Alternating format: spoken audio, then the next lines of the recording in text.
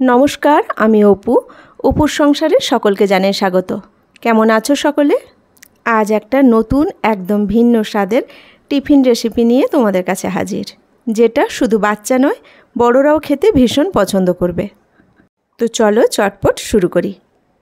প্রথমে একটি বোলের মধ্যে আমি নিয়ে নিয়েছি 250 গ্রাম মতো ময়দা। তাতে দিয়ে দিলাম হাফ চামচ নুন, ছোটো কাপে হাফ কাপ সাদা তেল। ভালো করে নুন আর তেলটা ময়দার সাথে মেখে নিয়ে অল্প অল্প করে জল দিয়ে ময়দাটা মেখে নেব। ময়দাটা দেখো আমার খুব ভালো করে মাখা হয়ে গেছে। এবার ময়দাটা আমি আধ ঘন্টা রেস্টে রেখে দেব। এবার কড়াইতে বেশ খানিকটা সাদা তেল দিয়ে আমি দিয়ে দিয়েছি কুচনো আলু, কুচনো পেঁয়াজ, কুচনো কাঁচা লঙ্কা, বেশ কিছুটা গাজর কুচিয়ে দিয়েছি, আর দিয়েছি ক্যাপসিকাম কুচি। এবার দিয়ে দিব আন্দাজ মতো নুন আর খানিকটা জিরে গুঁড়ো। সবজিগুলো ভালো করে মশলার সাথে মেখে নিয়ে একটু ভাজা ভাজা হয়ে গেলেই ওর মধ্যে দিয়ে দেব আমি সেদ্ধ করে রাখা চাউটা দিয়ে আমি ওপর থেকে ছড়িয়ে দেব বেশ খানিকটা সয়া সস আর টমেটো সস। তারপর সবজির সাথে চাউটা খুব ভালো করে মেখে নেব। আমি চাউটা সেদ্ধ করার সময় নুন দিয়েছি, তাই আর এখানে আর নুন দিলাম না। চাউটা সসের সাথে সবজির সাথে খুব ভালো করে মেখে নিয়েছি। আমার চাউটা রেডি হয়ে গেছে।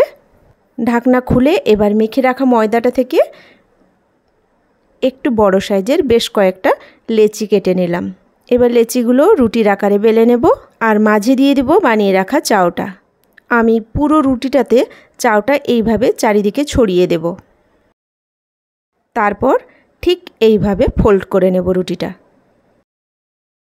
দেখো আমি কিভাবে ফোল্ড করে নিলাম। আমি আরও একটা দেখাচ্ছি। ঠিক এইভাবে সাবধানে আস্তে আস্তে করে মুড়ে মুড়ে ওপরের দিকে উঠে যাবে। তারপর পুরোটা ফোল্ড করা হয়ে গেলে হাত দিয়ে মুখের কাছটায় একটুখানি চেপে দিলেই আটকে যাবে। এবার একটা স্টিলের থালায় সামান্য তেল দিয়ে পুরো থালাটা হাত দিয়ে তেলটা মাখিয়ে নিতে হবে। তারপর বানিয়ে রাখা রোল করা রুটিগুলো একে একে এইভাবে সাজিয়ে দেব। দেখো সবগুলো রোল আমি সুন্দর করে সাজিয়ে দিয়েছি। এবার স্টিমে ঢাকনা দিয়ে 10 থেকে 15 মিনিট অপেক্ষা করতে হবে। 10 থেকে 15 মিনিট হয়ে গেছে, আমি ঢাকনা খুললাম। দেখো রোলগুলো কি সুন্দর তৈরি হয়ে গেছে।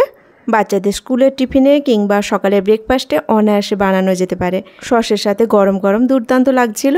তোমাদের যদি ভালো লেগে থাকে রেসিপিটা, তাহলে অবশ্যই লাইক দিও, কমেন্ট করে জানিও কেমন হলো। সব সময় বাচ্চারা তো একঘেয়েমি টিফিনটা পছন্দ করে না, তাই কখনো কখনো টিফিনে চেঞ্জ আনতে কিন্তু এভাবে বানিয়ে দেওয়া যেতে পারে। কথা হবে আবার পরের ভিডিওতে নতুন কোনো রেসিপি নিয়ে। সকলে ভালো থাকবে, সুস্থ থাকবে। আজ এখানেই রাখি। নমস্কার।